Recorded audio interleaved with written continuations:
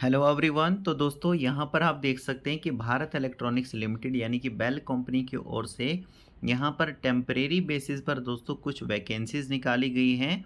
तो ये कौन कौन सी वैकेंसी निकाली गई हैं, तो दोस्तों यहाँ पर आप देख सकते हैं कि प्रोजेक्ट इंजीनियर फर्स्ट की यहाँ पर जो है वैकेंसी बेल कंपनी की ओर से निकाली गई है, जिसमें से आगे इन्होंने इलेक्ट्रॉनिक्स वालों के लिए 23 वैकेंसीज़ रखी हैं और मैकेनिकल वालों के लिए 4 वैकेंसी रखी हैं, जिनको फर्दर आगे कैटेगरी के हिसाब से डिवाइड किया है। जैसे कि अनरिजर्व कैटेगरी वालों के लिए 9 वैकेंसी रखी है, ईडब्ल्यूएस कैटेगरी वालों के लिए 3 वैकेंसी रखी हैं, ओबीसी कैटेगरी वालों के लिए 10 वैकेंसीज रखी हैं, एससी कैटेगरी वालों के लिए 2 और एसटी कैटेगरी वालों के लिए 3 वैकेंसी रखी हैं। तो इस तरीके से इन्होंने प्रोजेक्ट इंजीनियर फर्स्ट की ये जो पोस्टें निकाली है इनको कैटेगरी के हिसाब से डिवाइड किया है।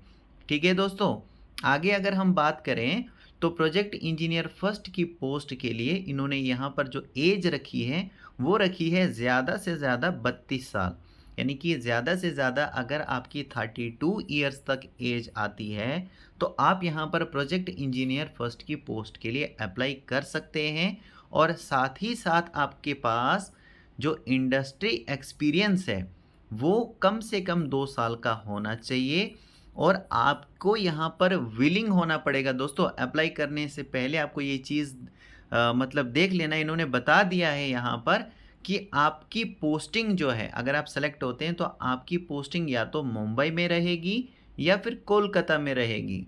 तो यहाँ पर इसलिए आपको सबसे पहले इन्होंने बता दिया है ताकि आपको बाद में प्रॉब्लम फेस ना करनी पड़े। तो अगर आप विलिंग हैं तो ही आप यहाँ पर अप्लाई कीजिए। ठीक है दोस्तों, इसके अलावा यहाँ पर कुछ रिलैक्सेशन भी आपको मिल जाता है। जैसे कि दोस्तों अगर आप एससी एसटी और एससी एसटी कैंडिडेट्स हैं तो 5 साल की आपको यहाँ पर एज में रिलैक्सेशन मिल जाता है, छूट मिल जाती है। ओबीसी कैटेगरी से आते हैं तो 3 साल की आपको एज में छूट मिल जाती है। और अगर पीडब्ल्यूबीडी कैटेगरी से आते हैं और आपकी मिनिमम 40% डिसेबिलिटी है या फिर उससे ज़्यादा है तो आपको यहाँ पर 10 साल का रिलैक्सेशन मिल जाता है एज में, यानी कि छूट मिल जाती है दोस्तों। ठीक है, इसके अलावा दोस्तों अगर हम टेन्योर की बात करें कि अगर आप यहाँ पर प्रोजेक्ट इंजीनियर फर्स्ट की पोस्ट के लिए सेलेक्ट होते हैं तो कितने साल का आपका टेन्योर रहेगा, यानी कितने साल तक आप यहाँ पर काम कर सकते हैं। ठीक है, तो जैसे कि दोस्तों ये जो प्रोजेक्ट इंजीनियर फर्स्ट की पोस्टें हैं ये यहाँ पर टेम्परेरी बेसिस पर निकाली गई हैं और इसका जो टेन्योर है ये 3 साल का यहाँ पर रहने वाला है।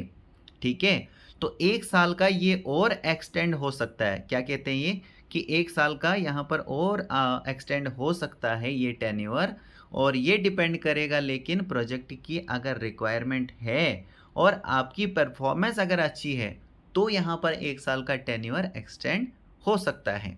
ठीक है, इसके अलावा दोस्तों मान लीजिए कि आप सेलेक्ट होते हैं तो जो आपका पहला साल स्टार्ट होगा उस पहले साल में आपको पर मंथ 40,000 रुपया मिलेगा। दूसरा साल जब आपका स्टार्ट होगा तो 45,000 रुपये मिलेगा आपको पर मंथ। तीसरा साल जब आपका स्टार्ट होगा तो 50,000 यानी कि 50,000 रुपये आपको पर मंथ मिलने वाला है। और मान लीजिए कि 1 साल का और आपका टेन्योर एक्सटेंड होता है तो चौथे साल आपका पर मंथ जो है वो 55,000 रुपये यानी 55,000 रुपये पर मंथ यहाँ पर आपको मिलने वाला है। इसके अलावा दोस्तों एक्स्ट्रा यहाँ पर आपको बेनिफिट्स मिलते हैं, जैसे कि साल का 12,000 रुपये आपको दिया जाता है। वो किसके लिए दिया जाता है? Insurance premium, attire allowance, stitching charges, footwear allowances वगैरह के लिए आपको 12,000 रुपया दोस्तों साल का दिया जाता है। ठीक है, ये क्लियर हो गया।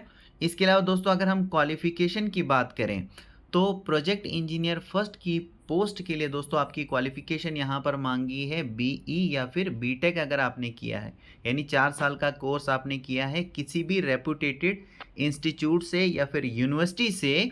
किस में किया होना चाहिए? इलेक्ट्रॉनिक्स में किया है या फिर मान लीजिए इलेक्ट्रॉनिक्स एंड कम्युनिकेशन में किया है, ईएनटी में किया है, टेलीकम्युनिकेशन में किया है या फिर मैकेनिकल ब्रांच में किया है तो आप यहाँ पर अप्लाई कर सकते हैं। ठीक है, और इसके अलावा यहाँ पर इन्होंने परसेंटेज भी रखी है कि एग्रीगेट मार्क्स जो सभी सेमेस्टर्स के वो होने चाहिए आपके 55%। जनरल कैटेगरी अगर आपकी आती है, ओबीसी आती है और ईडब्ल्यूएस आती है।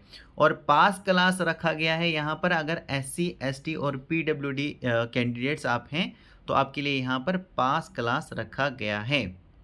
ठीक है। और यहाँ पर जैसे मैंने आपको बताया कि इस पोस्ट के लिए 2 साल का यहाँ पर मिनिमम एक्सपीरियंस मांगा है।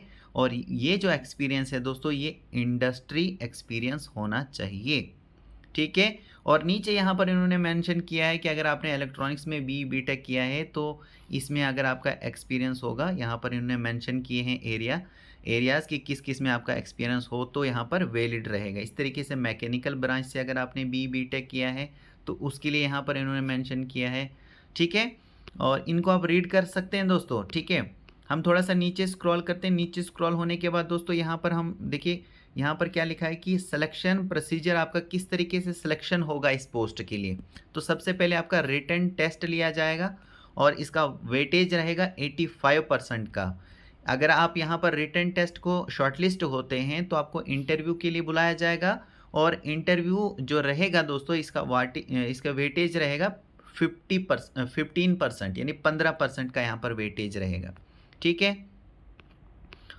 थोड़ा सा नीचे स्क्रॉल करते हैं। देखिए यहाँ पर लिखा है कि किस तरीके से आपको इस पोस्ट के लिए अप्लाई करना है। ठीक है। यानी किस तरीके से ये जो पोस्ट है यहाँ पर इनकी तरफ से निकाली, बेल कंपनी की ओर से निकाली गई हैं, तो इसके लिए आप किस तरीके से अप्लाई कर सकते हैं। तो सबसे पहले इन्होंने कहा है दोस्तों कि यहाँ पर ये जो एडवर्टाइजमेंट इन्होंने निकाली है, यहाँ पर इन्होंने लिंक दिया है। किसके लिए लिंक दिया है? एप्लीकेशन फॉर्म जो है उसको डाउनलोड करने के लिए यहाँ पर इन्होंने लिंक दिया है। तो आपको यहाँ पर सबसे पहले क्या करना है, एप्लीकेशन फॉर्म को डाउनलोड करना है। डाउनलोड करने के बाद दोस्तों उस फॉर्म को आपने भरना है और उस फॉर्म के साथ दोस्तों आपको ये डॉक्यूमेंट्स यहाँ पर जो इन्होंने मेंशन किए हैं, ये डॉक्यूमेंट्स आपको अटैच करने हैं। सबसे पहले 10वीं का मार्क्स कार्ड। ठीक है। वो किसके लिए? तो यहाँ पर डेट ऑफ बर्थ प्रूफ के लिए यहाँ पर अटैच करना पड़ता है। फिर बीटेक डिग्री सर्टिफिकेट जो आपकी होगी वो आपको अटैच करनी है और सभी सेमेस्टर्स के मार्क्स कार्ड भी आपको अटैच करने हैं। इसके अलावा जो कास्ट वगैरह आपकी सर्टिफिकेट होगी वो भी आपको अटैच करनी है। इसके अलावा दोस्तों जो 2 साल का एक्सपीरियंस मांगा है वो भी आपको यहाँ पर सर्टिफिकेट अटैच करनी है। इसके साथ ही मान लीजिए कि आपकी जो वो ऑफ़र लेटर होगा, एम्प्लॉय आईडी कार्ड होगी, पे स्लिप होगी दोस्तों, वो भी यहाँ पर अटैच करने हैं फॉर्म के साथ। ठीक है। और एसबीआई फीस पेमेंट स्लिप भी आपको यहाँ पर अटैच करनी है।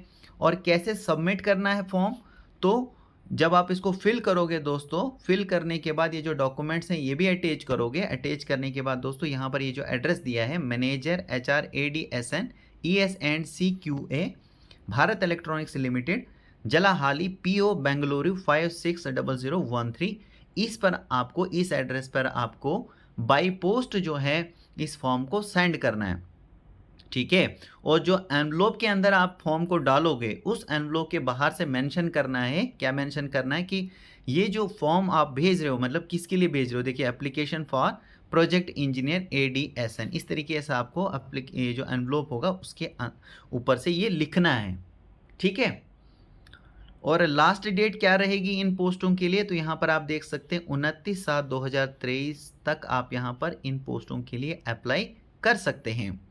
अगर हम फीस की बात करें तो प्रोजेक्ट इंजीनियर फर्स्ट की पोस्ट के लिए यहाँ पर फीस इन्होंने टोटल रखी है 472 रुपीज़, जिसमें से 400 तो फीस हो गई और 18% GST हो गया, तो इस तरीके से ये 472 रुपीज़ हो जाता है। और बाकी जो PWBD SC ST कैटेगरी वाले हैं उनके लिए यहाँ पर कोई भी फ़ीस नहीं रखी गई है, यानी कि ये यहाँ पर फ्री ऑफ कॉस्ट इस फॉर्म को भर सकते हैं। ठीक है दोस्तों।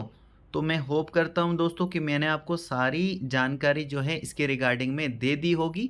कुछ भी अगर पेंडिंग रहता है तो आप मुझे कमेंट के ज़रिए पूछ सकते हैं। ठीक है दोस्तों। So thank you very much.